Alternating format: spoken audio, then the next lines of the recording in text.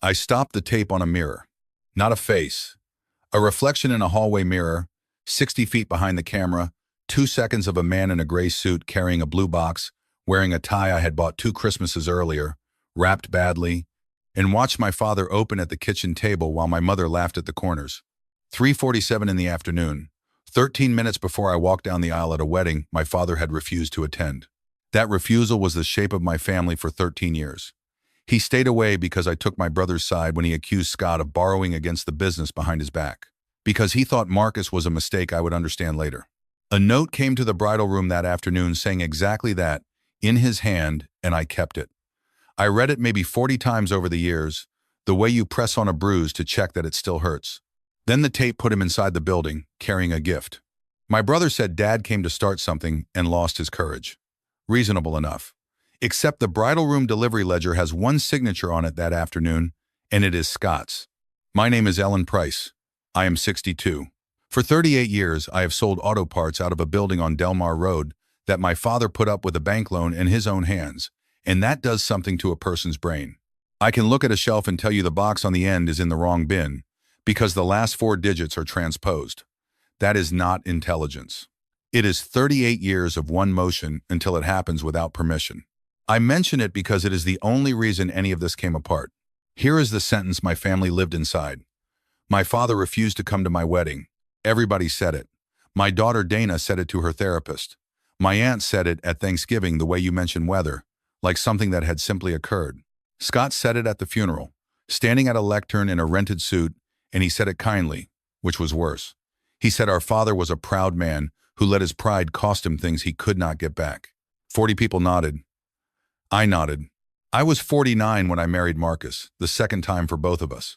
My first husband died when Dana was 19, and I spent 8 years after that running a parts counter and not going out, and then a man who ordered brake rotors on a Tuesday made me laugh twice before he left the building, and I married him 14 months later. Dad did not like it, and he never gave me a reason that held up. He said Marcus talked too smooth. The real trouble came the winter before, when Dad found a loan on the company books he had not authorized, $140,000 against the building on Delmar, and he stood in the middle of the shop floor with the paper in his fist and said Scott had done it. Scott cried.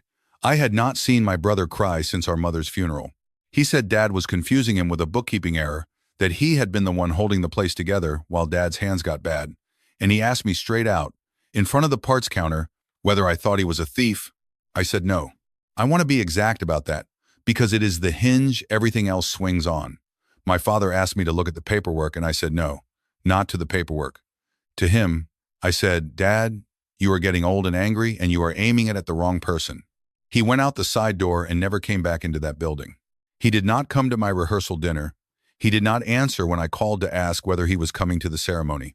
And at 2 o'clock on the day, while a girl was sewing me into a dress that did not fit right in the ribs, the venue coordinator brought a folded page to the bridal room, torn off a small notepad, and I read my father telling me he would not stand in a church and pretend to bless a marriage I had chosen out of spite.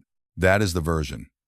That is what I believed for 13 years, through his stroke, through the nursing home in Chillicothe where I visited on holidays and talked about inventory because it was safer, through the morning 4 years ago when Scott called me at the counter and said Dad had gone in his sleep. The ticket came first. Hannah is my granddaughter, Dana's girl, 23 years old and getting married in October to a decent boy who works on wind turbines. In April, she asked to see my dress. Not to wear it, to see it. She has a way of asking for things sideways, so nobody has to say no out loud. The dress was in a garment bag in the back of the closet in the spare room, zipped, with the tissue paper still folded in around the bodice the way the shop had done it. Hannah stood in the doorway with a glass of iced tea, and I laid the bag on the bed and pulled the zipper down, and something went out of the tissue and onto the quilt with a small sound. A coat check ticket. Cardboard, the size of a raffle stub, worn soft at the corners the way cardboard goes when it has been folded once and then left alone. The number 61 on the front in blue ink, on the back, in pencil, a name written in the loose handwriting of a person taking down 40 names in an hour and not caring about any of them. Harold Price. Hannah asked me what it was. I told her it was nothing, and I put it in the pocket of my cardigan, and I stood in the kitchen with my hand flat on the counter for a while, and then I got the ticket out and read it again to see if it would say something different. Here is the thing about a coat check ticket. It is a receipt, Nobody keeps one. Nobody carries one around for the pleasure of it. A coat check ticket in your hand means you walked into a building, took off your coat, handed it to a stranger at a folding table, and accepted a number so you could get it back when you left. You do not check a coat at a building you refuse to walk into. I did what I have done my whole life when a number will not reconcile, which is look for the boring explanation first. Maybe the girl wrote the wrong name. But my father's name is not a name you write by accident. Maybe he came the night before, to the rehearsal, and I had forgotten. He did not come to the rehearsal. I remember the empty chair because Scott moved it against the wall so it would stop being a chair. Marcus came in around 10 and asked what I was doing sitting in the dark, and I held the ticket up and told him where it came from and whose name was on the back. He said, huh. He turned it over. He said the venue probably ran a coat check for the whole building that day, and maybe some other herald had a coat. I said, another Harold Price. He said it was a long time ago and I should be careful about opening things that had finally quit hurting. Then he went upstairs. That was the first moment in 13 years of marriage when I noticed my husband had answered a question before he had thought about it, and I did not know what to do with that. What I felt mostly was not suspicion. It was arithmetic. Because if my father entered that building, then everything I had done for the 9 years after it was built on a foundation that was off by a wall. I had returned a birthday card of his unopened. I want to say that plainly. When he had the stroke, I visited on Thanksgiving and Easter and talked about part numbers. When they moved him to Chillicothe, Scott handled the paperwork, and I remember being grateful. And I remember thinking that was what a good brother looked like. The hall is called the Wexford. It is still out past the county line, and it still has the same events manager, a woman named Priya, who was 26 when she coordinated my wedding and is 39 now. I called on a Wednesday morning and told her I had found a coat check ticket from my own wedding with my dead father's name on it, and I needed to know whether he had been in the building. She was quiet for a second. Then she said, we keep everything. She explained it like she was apologizing for it. The Wexford used a house videographer back then, and when he retired he left them the masters, because the alternative was a dumpster. They had the raw footage of my ceremony the whole afternoon, 3 cameras, not just the edited disc that had been sitting in my cabinet for 13 years. And she said one more thing before we hung up, in the flat voice of a woman reading her own filing system out loud. She said, we also kept the delivery log for the bridal suite. Do you want that too? I said yes to the log. Priya told me it was in the off-site unit with the rest of the paper from that decade, and that she could put in a pull request, but it would be 2, maybe 3 weeks. Fine, I said. It had already been 13 years. The footage he had on site. I drove out on a Friday afternoon in April and sat in the Wexford's little office with the smell of a chafing dish coming down the hall from somebody else's rehearsal. 3 cameras. A wide one on the ceremony room, one on a tripod at the back, and a roaming one the videographer carried around the building all afternoon, getting what he called color, meaning ants hugging and boys in clip-on ties running on carpet. We started with the roaming camera, because that was the one that had been in the hallways. Watching your own wedding at 62 is a strange piece of business. I did not look happy. I looked like a woman getting a job done. Priya did not narrate. She scrubbed the timeline and said, this is 3:30. This is 3:40. Then she said, do you want to slow it down through here? Because this is the hallway between the coat check and the suite. The camera was walking. It swung past a doorway, past a table with a card box on it, and then past the long mirror the Wexford has on the corridor wall. 2 seconds. Less. Priya moved it a frame at a time, and I watched a man come up out of the blur in the glass. Gray suit. My father had 2 suits in his life, and the gray was the one he kept for funerals and church, which tells you what he thought a wedding was. He was holding a box against his chest with both arms, the way a man holds something he does not trust himself with, and it was blue. Dark blue with a ribbon, and it was wrapped by a store. He never wrapped anything in his life. My mother did it, and after she died, he brought presents in the paper bag with the receipt still in it. Somebody wrapped that box for him. And the tie. Navy, a small pattern, picked out of a case at a department store 2 Christmases before because he had worn the same 3 ties since the 70s, and I thought I was being funny. My mother had been dead a year and a half by then, and he opened it at the kitchen table and said, well, now I have 4. 3:47 in the afternoon. He was walking toward the bridal suite. I made Priya run it again. Then I went out to the parking lot and stood next to my truck in the sun for about 10 minutes, and a boy from the kitchen came out to smoke and looked at me and decided not to ask. Here's what I kept coming back to out there. Not the box, the direction. A man who comes to a wedding to make a scene stands in the back of the ceremony room where the scene can be seen. He does not walk down a service corridor toward a room where the bride is being sewn into her dress, holding a wrapped gift with both arms. When I got back inside, I asked Priya to check one more thing. Was he in any other frame? The whole afternoon, 3 cameras. We spent an hour and a half on it. He is in one other place at 3:52, and it is not really him. It is the same mirror, and at the edge of the glass there is a sleeve. Dark, not gray. A man's arm and a hand, and then nothing. My father entered that building at some point before 3:47, and he was gone by 4. And nobody in my family has ever once said his name in connection with that hallway. So I called my brother. My brother and I have worked 40 feet apart for most of our adult lives. Scott is 58. He runs the front of the house, the counter, and the commercial accounts, and people like him inside of 90 seconds. He remembers that your boy plays baseball.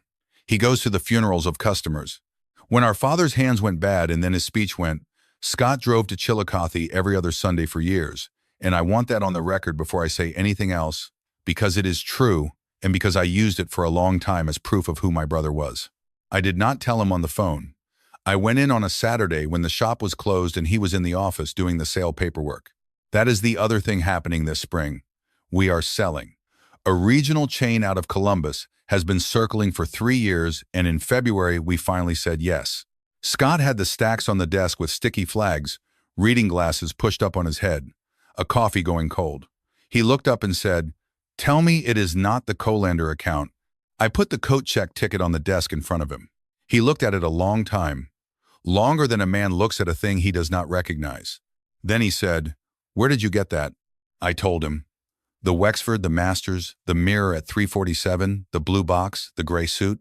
While I talked, he took his glasses off his head and set them on the paperwork and folded his hands, and I watched my brother's face do something I had no name for at the time. It was not surprise. Surprise moves fast and then leaves. This sat. When I finished, he said, "So he came?" I said yes. He said, "Ellen, you know what that means. He came to make a scene. He stood in a hallway working himself up to walk into your suite and ruin your afternoon, and he lost his nerve, and he went home." That is not a nice story. That is a sadder story than the one you have been living with. And here is the thing, I almost took it. It fit him. That was the trouble.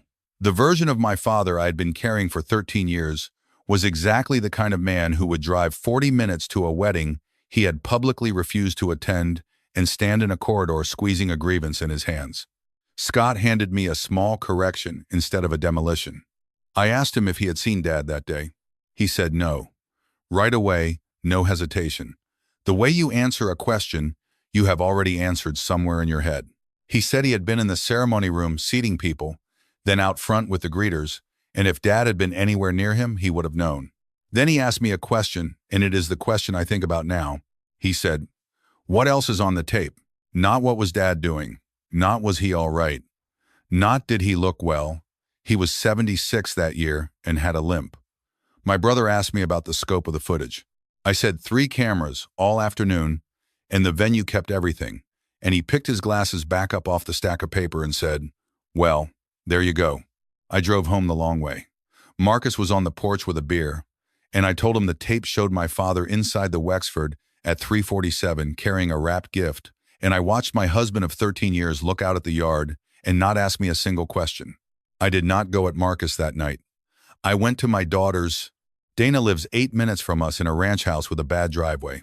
She was 29 at my wedding, and she stood up for me in a dress, the color of a dusty rose that she has never once let me forget. She is a hospice nurse. She has a way of being unimpressed by emergencies that I find restful about half the time. I brought her the ticket and a printout Priya had made me of the frame from the mirror on office paper, so it looked like a photocopy of a ghost. Dana held it under the kitchen light a long time and said, "That's Grandpa." Then she poured an inch of the wine she keeps for her book club and asked me what I wanted her to say.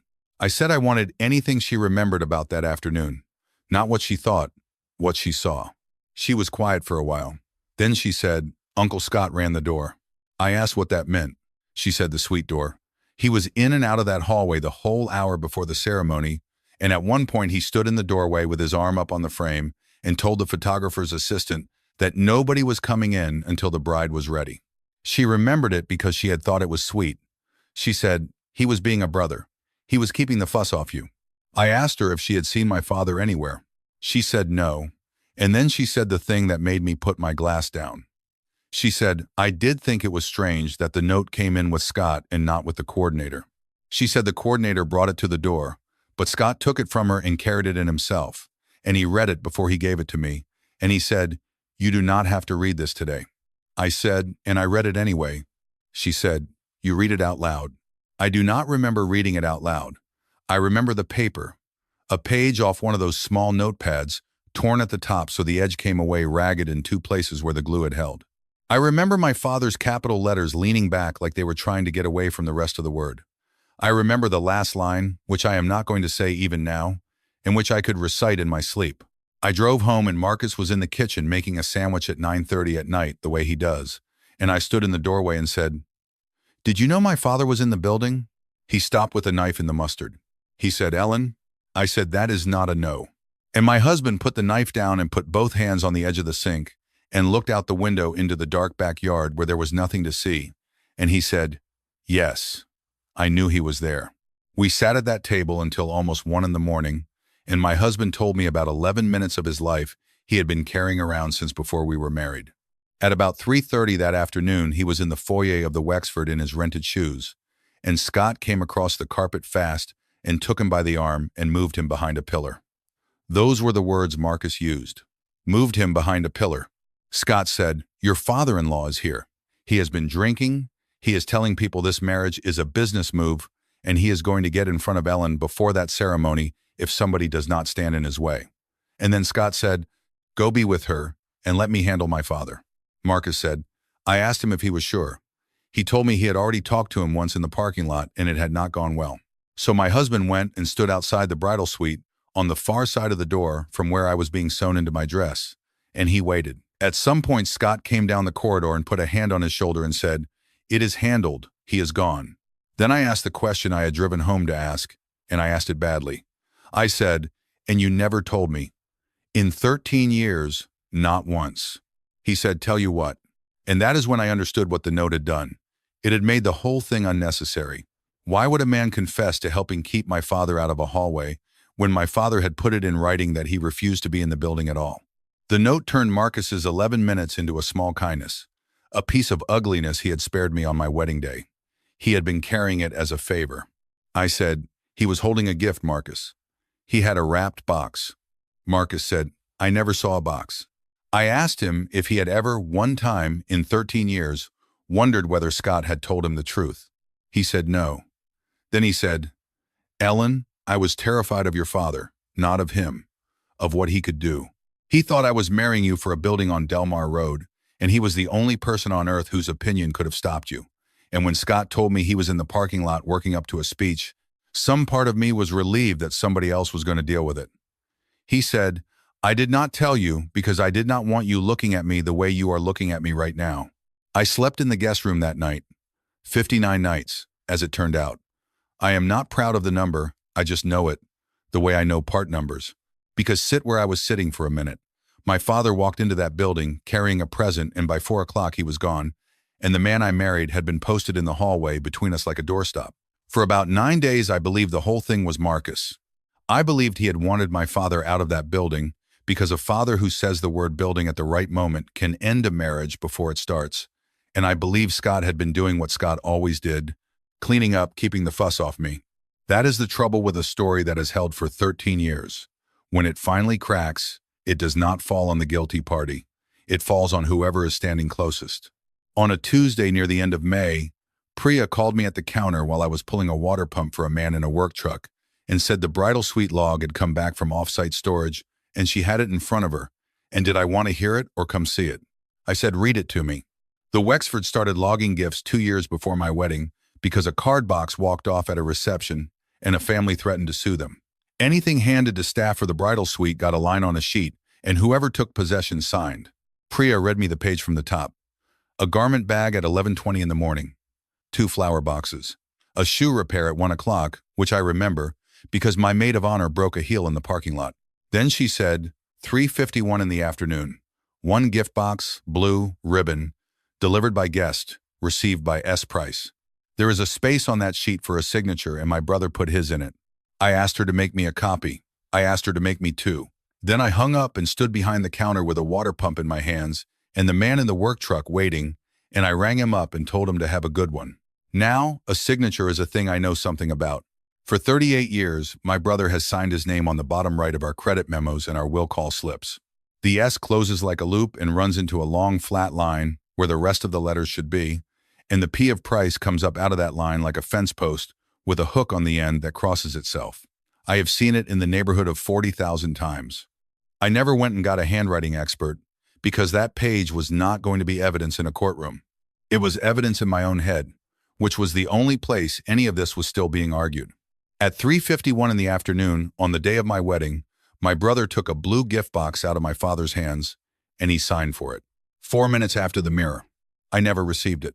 And I can prove that part, to myself anyway, because my mother wrote everything down, and so do I. There is a book in the hall closet with 11 pages in my own handwriting in the back of it, every gift and every giver from that wedding, checked off as I wrote the thank you notes. Toaster oven, 12 place settings, a card with $400 from the Colanders. There is no blue box. There is nothing from my father. There is not even a line where I wrote his name and crossed it out, and I would have. I would have written his name down and stared at it. So for 13 years, I had two facts. My father did not come to my wedding. My father did not send a gift. Both were false, and one man was standing behind both of them, and he had driven to Chillicothe every other Sunday for years to sit with the man he had done it to. I want to tell you I felt something clean at that moment, like rage. What I felt was more like a shelf giving way, because once Scott moves into the middle of the picture, everything he ever said has to be pulled down and looked at. Every time he told me our father was getting confused. Every time he told me not to bother Dad with the numbers. Every time, at the nursing home, when he came out into the hall and said, "He is having a bad day, maybe come back at Easter." I put the copy of the log in my purse and drove to the shop and found my brother in the parts aisle with a scanner in his hand, and I held the page up so he could see his own name on it. He read it. He did not take it out of my hand. And he said, "All right. Yes." I met him at the door. My brother's second version took about 4 minutes, and it was better than his first one, which is what I have come to expect from him. Yes, he met Dad at the side entrance. Yes, he took the box. Dad had been drinking, Scott said, and Scott told him he could not go down that hallway. And Dad handed over the box and said, "Fine," then, and left. Scott put the box on a table in the back corridor, and by the time the reception broke up, it was gone. And he had assumed it went into the pile with everything else and got to me. I said, "And the note," he said. The note came after. "Ellen, think about the timeline. That is his handwriting. You have looked at it 10,000 times. He came, he lost his nerve at the door.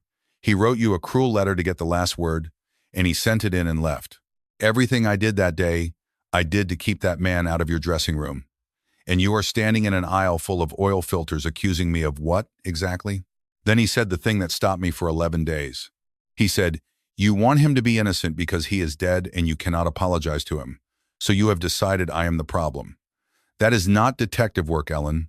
That is grief with a hobby." I went home and did not sleep. And around 2 in the morning, I got the note out of the drawer in the hall table, where it has lived since a week after the wedding. 4 inches by 6, blue lines. My father's leaning capitals in ballpoint, pressed down hard enough that you can feel the letters on the back of the page with your thumb. The top edge torn, not cut, with 2 little tabs of glue residue still on it where the page came off the pad. I turned it over about 9 times. And I noticed something I had no use for. That paper is the paper we buy. Same pads, same supply catalog, since before I was married the first time. Gum top, blue rule, 42 a case. It meant nothing. It is the most common notepad in America. Every counter in that county has one. I put the note back in the drawer. The 11 days were the low part. Dana came over on a Sunday and asked me to let it sit until after October. She said Hannah has spent a year planning a wedding and does not need her mother and her great uncle in a war at the reception. And she said, "Mom, whatever happened, Grandpa is dead and Uncle Scott is going to be at the head table."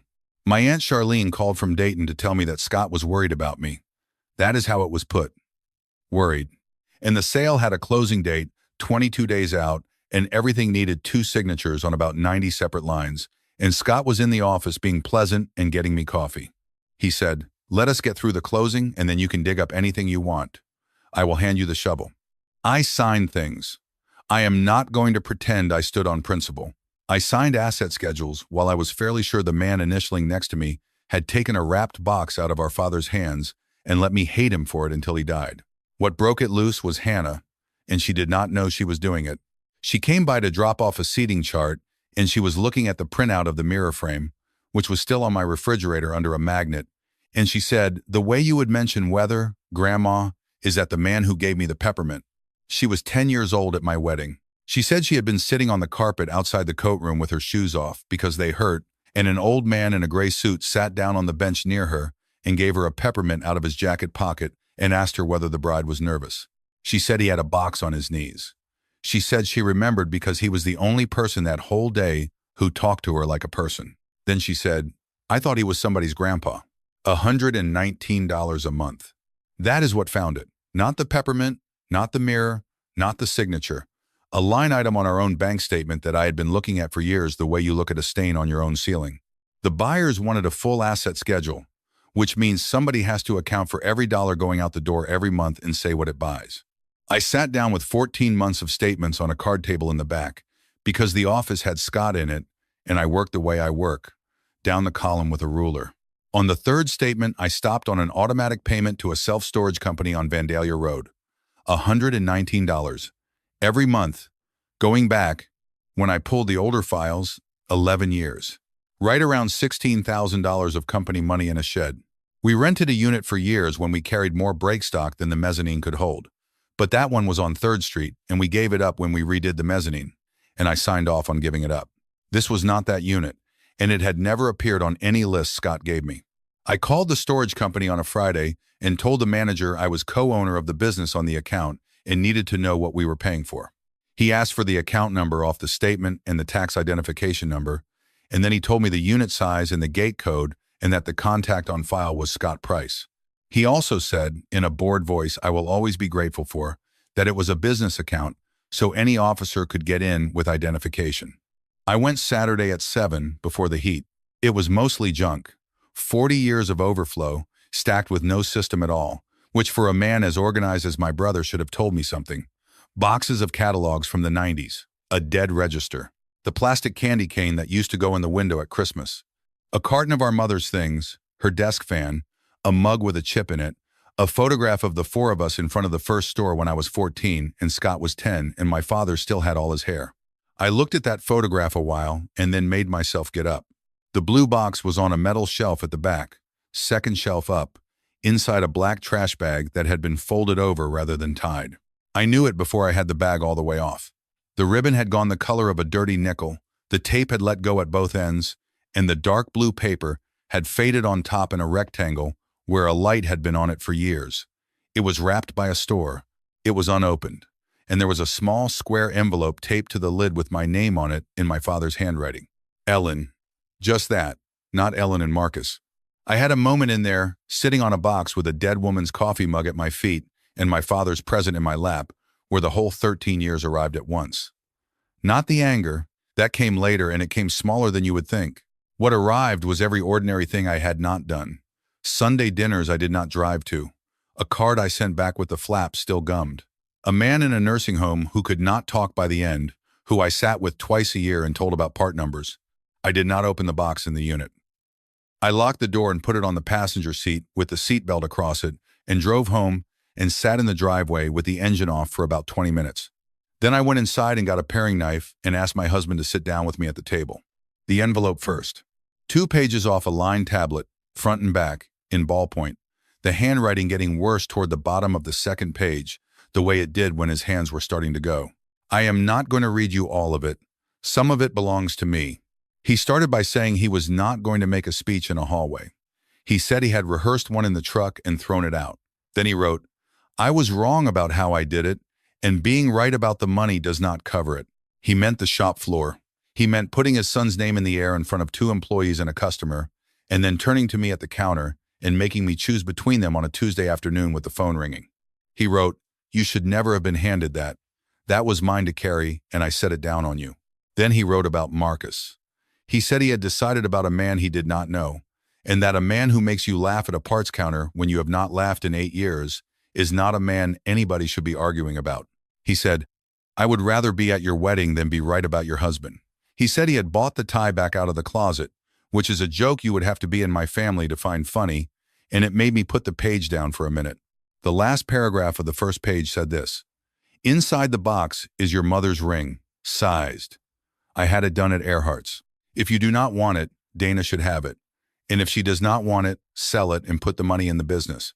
But do not put it back in a drawer. Your mother hated a drawer." Under the paper and the tissue there was a jeweler's box, hinged, worn at the corner, and my mother's engagement ring was in it, and taped to the underside of the lid was a receipt from Earhart's dated 6 days before my wedding. Sizing, $41, paid. There was a photograph too. My parents on the steps of a church in Xenia, my mother 19 and squinting, my father with his hand flat on his own chest like he was holding his heart in, and there was a manila envelope, folded over once and creased soft. And inside it were 9 pages from the bank branch on Main. And across the top page my father had written in pencil, in his own hand, only this: "Do what you want with these, or nothing. E is more important to me than PA. E is Ellen, PA is Price Auto Parts." My father wrote in initials on a work order for 40 years, and he could not stop doing it even there. The 9 pages were a loan application and a disbursement record. Applicant Scott A. Price. Amount $140,000, secured against the building on Del Mar Road. Dated 14 years ago in February. And on the guarantor line, my father's name in my father's leaning capitals.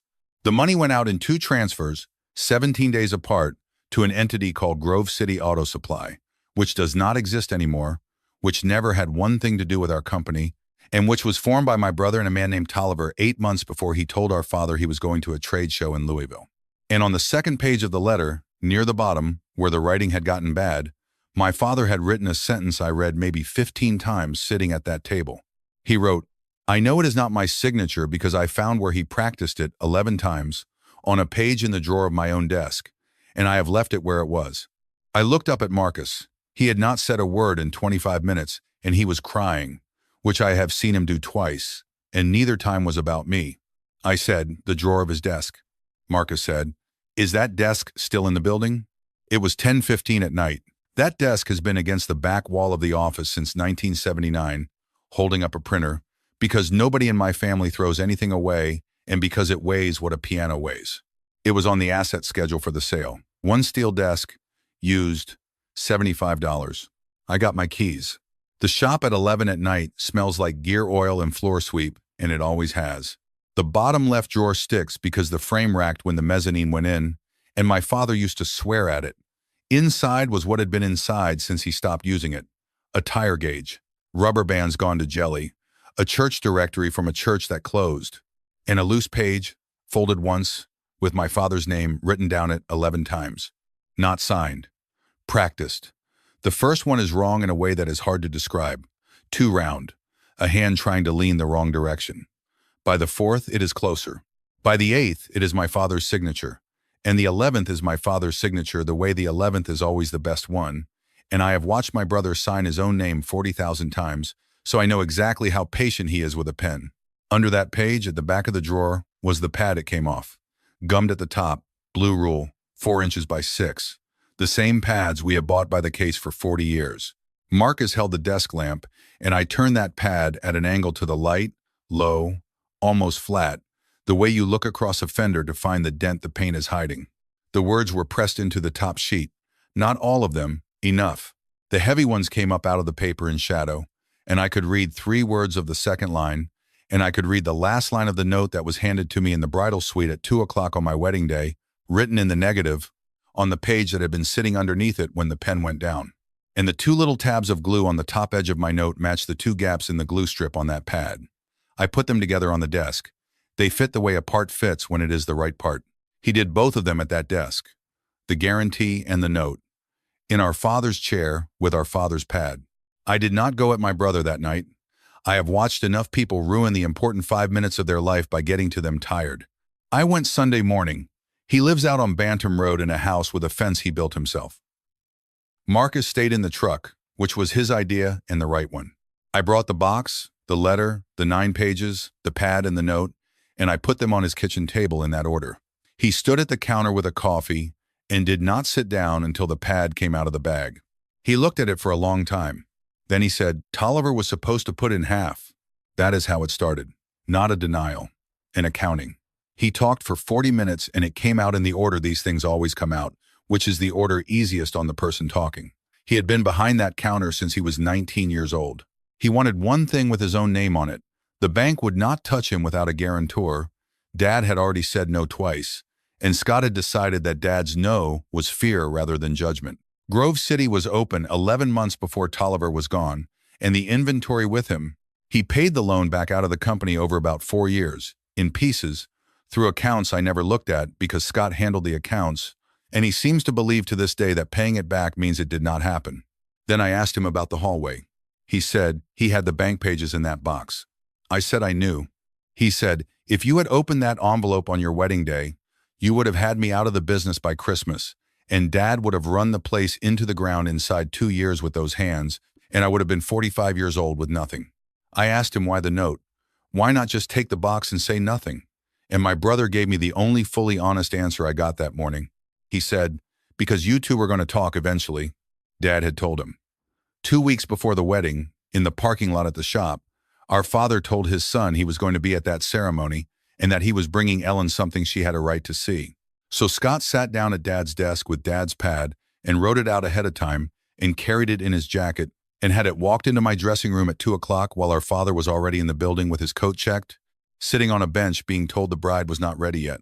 I asked about the ticket. That was the last thing I asked him. Dad had handed him the box and the coat check stubbed together at the side door at about 10 before 4 and said, "Get my coat, I am not staying." Scott carried the box down the corridor, signed the log for it, and stepped into the suite doorway while the room was emptying out to line up. My garment bag was hanging on the back of that door with the tissue paper still in it, and he pushed the stub down into the tissue and went and sat in the second row. He said, "I do not know why I did that. I have thought about it. That is the dark sleeve at 352. 13 years in a garment bag 4 feet from where I was standing. That is the whole thing. He did not need our father out of the building. He needed the two of us apart, permanently, because a conversation between us at any point in 9 years would have ended him. So he wrote a note in our father's hand and had it walked into my dressing room, and then he spent 9 years telling me Dad was bitter and telling Dad that I wanted no contact and driving to Chillicothe every other Sunday to be the only voice in the room. A man who keeps stepping between two people is not always keeping the peace. Sometimes he is keeping the distance, because the distance is the only thing holding his story up. I asked him one more question. I asked whether Dad knew, at the end, that the note was not his. Scott said he stopped bringing it up. Monday I called our attorney, and then I called the buyer's council in Columbus myself, because a forged guarantee against the building and $140,000 of company money used to retire it are not things you let a closing walk past. It pushed us 6 weeks. Scott resigned as an officer and withdrew as a selling member, and the amount came out of his share of the proceeds and went back into the company before the split. I did not go to the police. People ask me about that. The note was never going to be for a jury. It was for me. I made 12 copies of my father's letter at the drugstore because I did not trust the machine at the shop, and I mailed 11 of them. Aunt Charlene in Dayton, my cousin Roy, the 2 women my mother worked with, Priya, because she had earned it, the minister who buried him, every person I could think of who had been at that funeral and had nodded along while my brother said, from a lectern, that our father was a proud man who let his pride cost him things he could not get back. I put 1 page of my own in front of each copy, 6 sentences. My father came to my wedding. He brought my mother's ring, sized. The note I received in his name was written by my brother, and I have the pad it was practiced on. He was kept out of that hallway. I believed the wrong thing for 13 years, and I helped everybody else believe it. If you ever heard me say he refused to come, I am asking you to hear this instead. Charlene called and said, "Well, he was always a hard man." And I said, "He was, and that is a different conversation." Roy did not answer. People will tell you a family record gets corrected. What actually happens is that a story gets a second story next to it, and people pick. I went out to Xenia in June and sat on the ground next to my parents and said out loud what I had come to say, and it took about 90 seconds. And then I sat there another 20 minutes because I did not want to be the kind of person who says a thing like that and gets right back in the truck. That apology was not for him. He was 4 years dead and past the reach of anything I could carry out there. An apology you cannot deliver is not a gift. It is weather. It happens over you and then you drive home. Marcus came back into our bedroom after 59 nights, and we have been seeing a counselor at the Methodist Church twice a month since. A young man with a beard who lets silences run longer than is comfortable. Where we are now is lower ground than where we were standing before, and it is holding. And some days it is even good. He knew my father was in that building, and he stood in a hallway and let another man handle it. I know why. Knowing why has turned out to be most of what I needed. I have not gotten the rest of it back yet. My brother and I are done. He has never apologized. In July, he sent me a note on a page off a pad, which I have decided not to read anything into. It said, "I did what I had to do at the time, and I have paid for it, and I hope you can live with what you have done to this family." In his version, he is still the man managing all of us. He came to Hannah's wedding in October because she asked him to, and because she is 23 and should not have to hold a line I drew. He sat at a table near the back with his second wife and left before the dancing. We said hello. That was the whole of it. People keep asking whether I will forgive him eventually, in the tone you use for a chore that is overdue, and my answer is that I do not know, and that I no longer think it is the interesting question. Hannah wore my mother's ring on her right hand that day. I told her whose it was, and about a receipt from Earhart's dated 6 days before a wedding, and about the peppermint. She got it in about 4 seconds, which took me 13 years. If you have somebody in your family who has spent years standing between two people who no longer speak, I would like to hear about it below. And if you can stand one more of these, you know where the button is. The frame from the mirror is on the wall in my hallway now, printed properly, 11 by 14, in a frame from the craft store. Marcus asked me once whether I wanted it somewhere less in the way. I said no. In the way is the point. It is not a good photograph. It is a man in a reflection, gray suit, navy tie, holding a wrapped box against his chest with both arms. 76 years old, 13 minutes early, walking down a corridor toward a door he was never going to get through. I pass it 4 times a day. He came. Everything I got back, I got back. The 13 years, I did not.